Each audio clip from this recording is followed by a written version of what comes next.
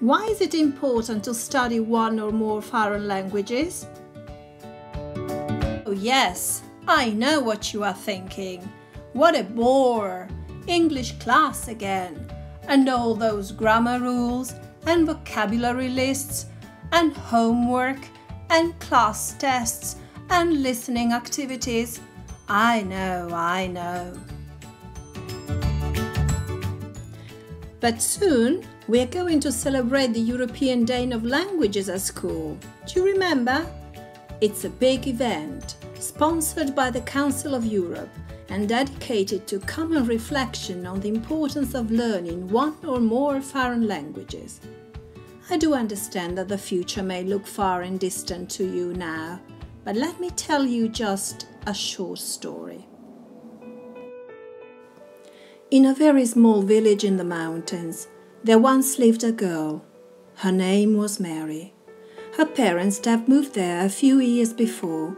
They had been forced to leave the country because of a civil war, and her father had lost all his properties. It had been difficult for the family to start all over again in that small village on the Alps. All was so different from the sunny place on the sea where they had lived. Moreover, the people in the village spoke a dialect which Mary's family found difficult to understand, and Mary's elderly brother was often teased at school because of his accent. In Mary's family, more than one language was spoken every day. Mary's grandparents had been each of a different nationality, German and Italian on her father's side, Austrian and Croatian on her mother's side. Both her parents were bilingual, and her grandma could speak 5 languages. You would think that Mary was happy to have been raised in such a multicultural family, but she was not. Deep in her heart, she felt like a stranger in a foreign country. She felt like she had no home. Her family had initially planned to move to Australia. Her father had been offered a job in Brisbane, and all was ready for their departure from Trieste. Suddenly, her mother discovered that she was pregnant of Mary. Plans unexpectedly changed, and the family had to abandon their project. Mary grew up as a shy child. Her afternoons were often solitary. She would often sit outside her home and look at the sky. She dreamt of flying away. She saw herself living in another country, speaking another language, working as an interpreter, maybe a tourist guide or a teacher. Yes, she would go to Australia in the end, to Brisbane, where her family would be living had not been for her. But to do so, she had to learn English. Nobody in her family knew that language. How could she do it? It was not easy to study a foreign language in the 60s, but one day the girl, quite accidentally, discovered that on her father's old radio, if she tuned it on long frequency, she could hear the blurred voices of someone distant speaking English. Every day, when she came back from school, Mary would turn on the old radio and try to mock the strange sounds and accents that came from that weird box. Her family would laugh at her, but she would continue anyway. Things changed in Mary's life with the passing of time. She moved town, could study languages at high school and then at university. While still a student, she started working as a tour guide. She was over the moon when she got on her first tour to Rome.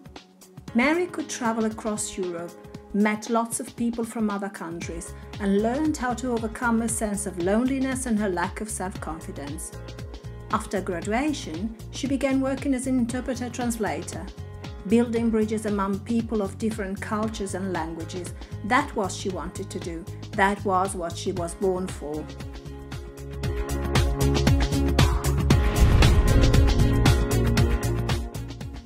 Do you know how many languages are spoken in the world? There are between 6,000 and 7,000 languages in the world, spoken by 7 billion people divided into 189 independent states. Can you believe that yours is more relevant than another one? Most of the world's languages are spoken in Asia and Africa. The choice is vast. Let's mention a few. English, German, French, Spanish, Italian, Portuguese, Dutch, Russian, Turkish, Arabic, Chinese. Chinese is first out of the top 5 most widely spoken languages in the world. Then comes Spanish, English is third, Hindi is fourth, Arabic is fifth.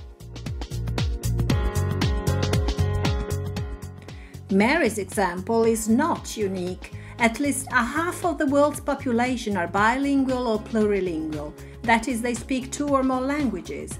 We increasingly come across foreign languages in our daily lives. As the Council of Europe recommends, we need to generate a greater interest in languages among European citizens, also in order to facilitate integration.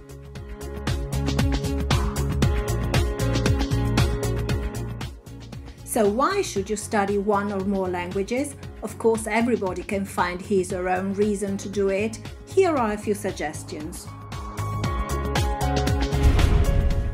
If you know 1 or more languages, you can meet new people and develop lifelong friendships. If you like traveling, knowing the language of the place you are visiting, or being at least able to communicate in English, can enrich your traveling experience. Getting to know other people's culture, including their music, movies, food, literature, poetry, theatre, fine arts, can help you become more open-minded and understanding.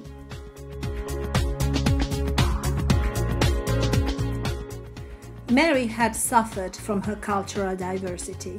Learning a foreign language is a way to become aware of the fact that we are all cultural beings, products of our own environments. If you recognize the cultural base for your own attitudes and behavior, you are ready to consider others in a more favorable way. Seeing the world from a different perspective is a fantastic, eye-opening experience.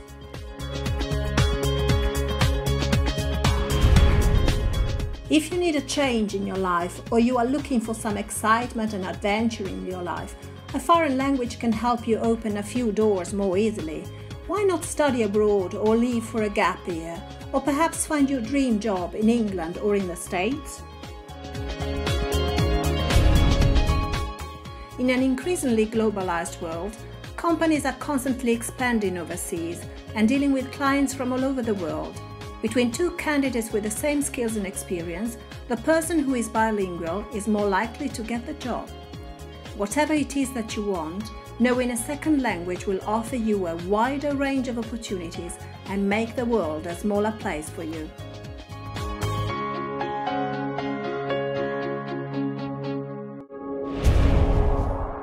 What's more, did you know that knowing a foreign language can add grey matter to your brain?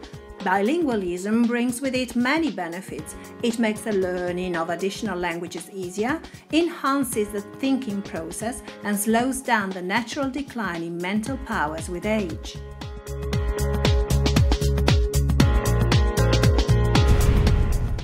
By the way, could you guess who the little girl in the story was? Yes, you got it. Mary is a teacher now. She could change her life not only because she could speak more than 1 language, but also because she was determined and eager to learn.